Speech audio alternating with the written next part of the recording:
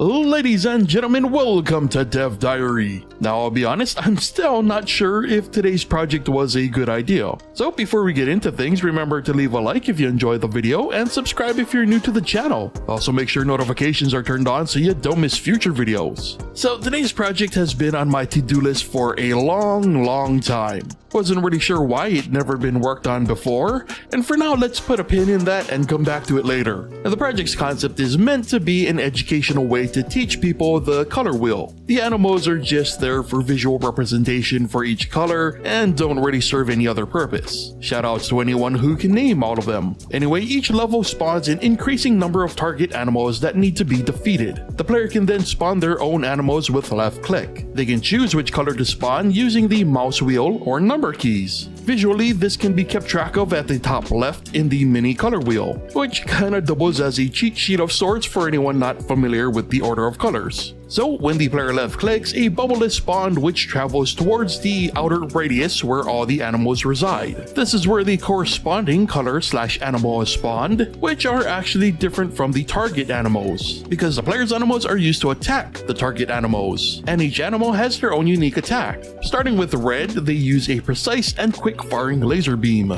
Orange projectiles will hone in on the nearest animal to its position. Yellow's attack is a boomerang-like projectile that'll always hit the animal directly to its left. Green fires 3 projectiles in a spread. Blue is a standard single shot projectile, and purple starts out as a simple single shot, but when it reaches the player, it then splits up into 4 projectiles fired in an X pattern. The purpose of these wildly different attack behaviors is to add some strategy to the concept, where placement of animals was given greater emphasis. And good placement was important because colors deal extra damage to their complementary colors. For example, red will do 5 times as much damage to green than blue, because green is complementary to red. This also means green will deal 5 times more damage to red than any other color. And as a quick aside, this commented out code here was the original color check method. It started out as just a huge conditional, but as it turns out, using math instead made this check much more simple. So yeah, go math.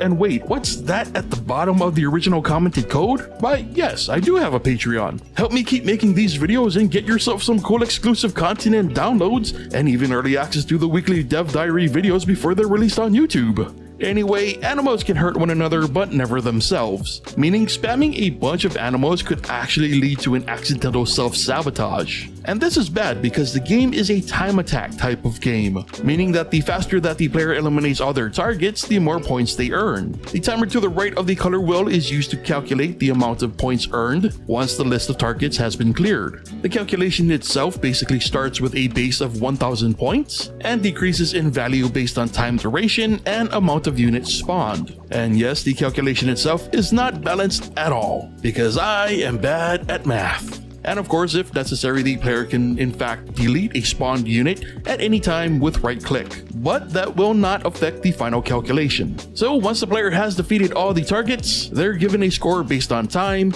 and then the player can reset to try again, but at a higher level, which means more targets. Though there is a cap in place that is half the allowed units to spawn, which is currently set to 30. This is so the ring of animals never overflows, because a fun little feature that could easily go unnoticed is how collisions work with animals and bubbles. When a bubble is making its way to its destination, if it comes in contact with an animal, it will push it out of the way to make room for the incoming new animal. Similarly, any animals too close will push away from one another, ensuring that no animals will ever overlap. This was inspired by similar old school games like Montezuma's Revenge. Yeah, anyone even remember Montezuma's Revenge? Now it's at this point I realized why this project remained on the to-do list for so long. It's because while on paper it seemed like a cool way to teach people colors, the execution leaves a lot to be desired. The various attack ideas was cool, but it complicates an already complicated system.